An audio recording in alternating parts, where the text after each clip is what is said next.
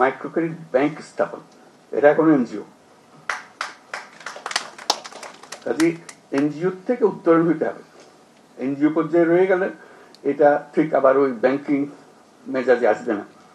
মেজাজে আসতে হলে তাকে ব্যাংক হতে হবে। এই মাইক্রো ক্রেডিট ব্যাংক নামে একটা আইন করতে হবে, যেটা আইনের কথা আবাসিক নীতি আমরা পাচ্ছি এখানে। এটা পরিষ্কারভাবে এটা নতুন একটা ব্যাংক হতে হবে, নতুন আইনে।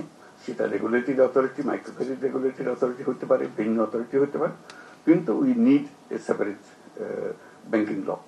যেখানে এখন যেটা পরিসংখ্যানে দেখছেন, তারা সদস্যদের সঞ্চয় নিতে পারে, বাইরের কারোর ডিপোজিট নিতে পারে না।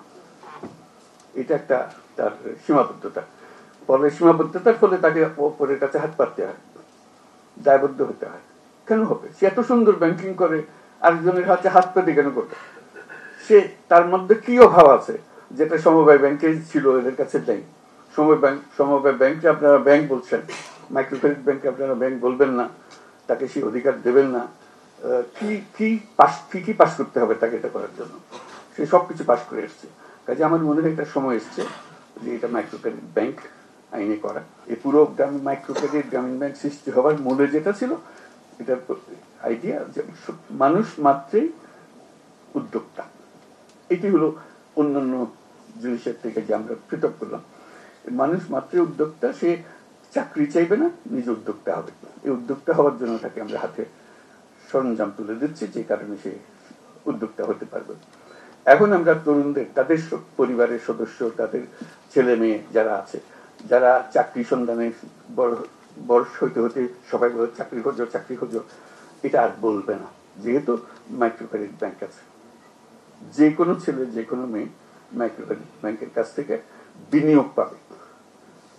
যে সমস্ত টাকা সে, যে টাকা ইনভেস্ট করতে চায়, সেই ইনভেস্টমেন্টের টাকা ব্যাংক থেকে আসবে, বিনিয়োগ হিসেবে আসবে। ইনভেস্টমেন্ট যেটা হয় ভেঞ্চার ক্যাপিটাল জাতীয়, ভেঞ্চার ক্যাপিটাল, এগুলোরও নমুনা আমরা সৃষ্টি করেছি, দেশে বহু আছে। এটা হলো যে যে বিনিয়োগ করছে তার কাজ হলো তাকে তার কাছ থেকে লাভ নেওয়া না, ক্রমে ক্রমে একটা সুযোগ দেওয়া, যে বিনিয়োগের যে টাকা দিয়েছে সেই টাকাটা আস্তে আস্তে দিয়ে শোধ করে দিলে তাহলে সে পুরোপুরি মালিকানাটা পুরো হয়েছে। প্রথম দিকে সে যদি 90% মালিকানা যে বিনিয়োগ করেছে তার হয়, তার সঙ্গে শর্ত হবে যে তুমি রোজগার করে করে আমার থেকে শেয়ারগুলো কিনে নিয়ে যাবে, আমি তোমার ব্যবসা নিয়ন্ত্রণ করতে চাচ্ছি না, এটা আমার কাজ না। আমার কাজ হলো তোমাকে উপরে ওঠানো। এরকম হাজারে হাজারে তরুণ এখন সেই কাজে আছে, তারা করছে এবং ক্রমশ সম্প্রসারিত হচ্ছে। সেটা এই ব্যাংকের নজরে নিয়ে আসা। এই ইনভেস্টমেন্ট, যদি ইনভেস্টমেন্টের টাকা পায় তাহলে কোনো তরুণ আর চাকরির সন্ধানে যাবে না, যাওয়ার কোনো দরকারও নাই। তার কাছে বহু বুদ্ধি, বহু জিনিস সে করতে পারে, যেটা আগে গরিব মানুষ কেমনে টাকা শোধ দেবে, 500 টাকা লোন নিলে সে শোধ কেমনে দেবে, এটা বিরাট গবেষণার বিষয় ছিল, সমস্যার বিষয় ছিল। এখনো মনে হয় যে এই ছেলে মেয়ে তাদেরকে টাকা দিলে তারা কি সত্যি সত্যি ব্যবসা করে টাকা ফেরত দিতে পারবে, ওই সন্দেহ আবার আসছে। তো সেই সন্দেহ অতিক্রম করার জন্য আমরা বাস্তবে সেগুলো করেছি।